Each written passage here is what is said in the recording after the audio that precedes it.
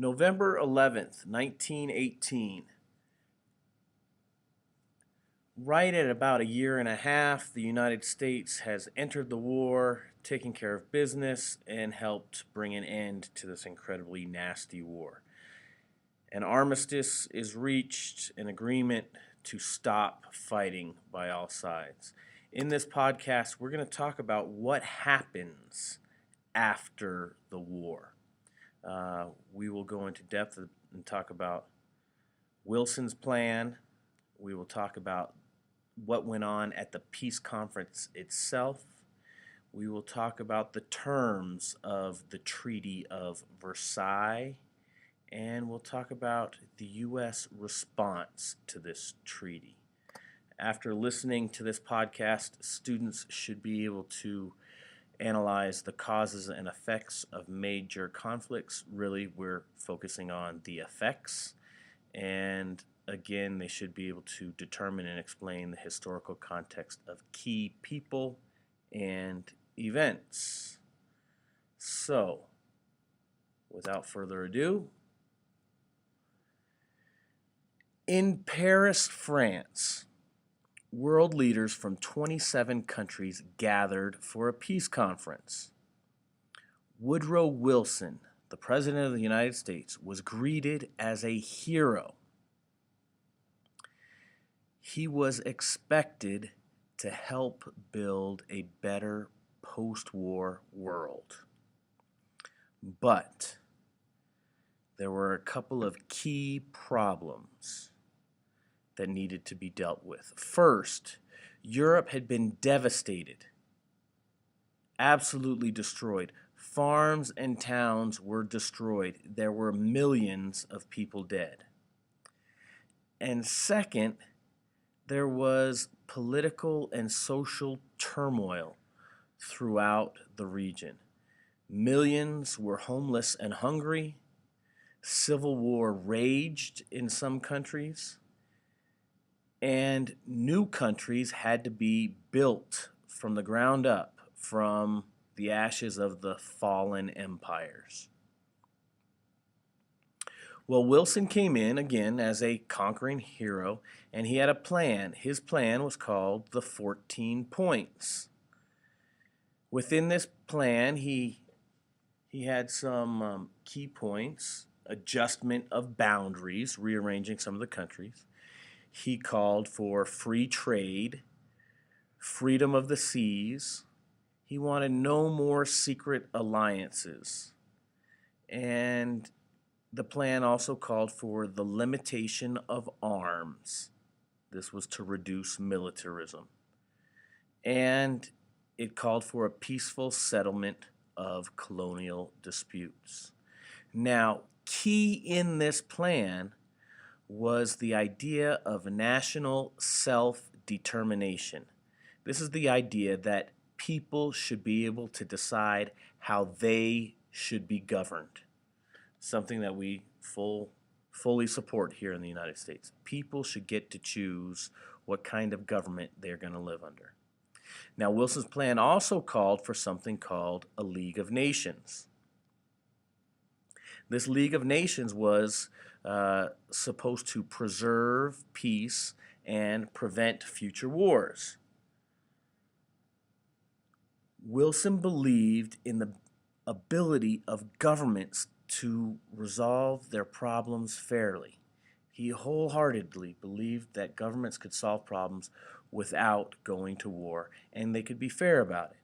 There were some problems. It interfered with the interests of competing nations. The fact is, governments aren't fair. And it was really vague.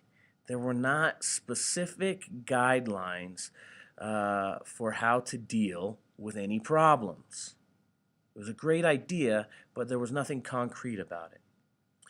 Now, at the peace conference was dominated by the winning side. The winners get to rewrite history. The winning side consisted of a group of people called the Big Four from the Allies. David Lloyd George from Great Britain, Georges Clemenceau from France, Woodrow Wilson from the United States, and Vittorio Orlando from Italy. Germany was not invited to this peace conference. They were a loser. And Russia was not invited. Russia had been on the winning side, but they dropped out.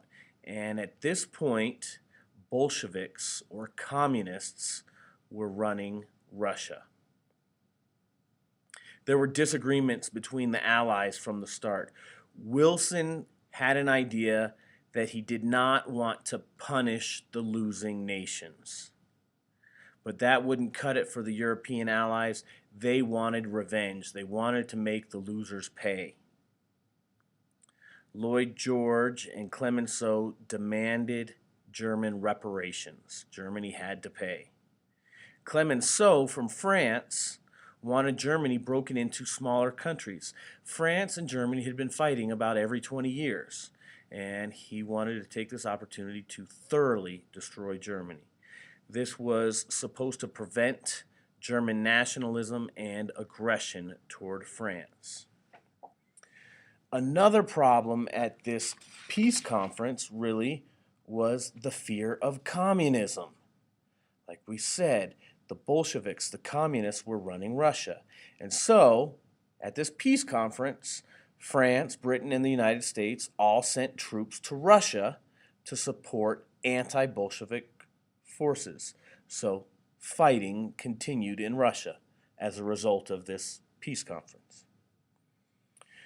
When we get right down to it, the document that had all the terms for this peace conference was called the Treaty of Versailles. The terms of the Treaty of Versailles meant that Germany had to accept full responsibility for the war. They had to pay billions of dollars in reparations. They had to disarm completely. There was to be no military in Germany. They had to give up all of their overseas colonies. Again, no empire for Germany. And they had to give up other territories in Europe. Now remember, it's this German nationalism that really created a strong country to begin with. So, now that's supposedly all broken up. Russia, that empire was carved up into new countries, and there were border disputes. The Austro-Hungarian Empire was also carved up into new countries, and again, that caused border disputes. Now, the League of Nations was included, and Wilson felt that this was good because this would solve any of the problems that were created by these other terms of the treaty. Well, back home in the United States, there was a lot of opposition. This is similar, well, to sum it up, basically the United States came in and saved the day. Our president was greeted as a hero and had this great plan, and he was basically ignored. Thanks for the help, but we don't need you so much anymore. Anyway, opposition at home, people felt that the treaty dealt way too harshly with Germany. And they feared that the League of Nations would permanently commit the United States to international affairs. There was still this strong movement for isolationism, and so this League of Nations would commit the United States too much to international affairs, and it just wasn't looked on too highly. Henry Cabot Lodge, he was a famous senator, he argued that U.S. troops would be able to be sent to any part of the world by nations other than the United States if we committed to the League of Nations. Ultimately, the Treaty of Versailles was rejected by the United States legislature. And we then signed separate treaties with the Central Powers. And ultimately, the United States did not join the League of Nations. So, for the time being, isolationism won out again. We don't want to be involved. The question now emerges is, can the United States truly be isolated in this new modern world? So, you will have some questions to answer based on this, and you should be able to, again, explain some of the effects of major conflicts, and you should be able to explain some key events and key people.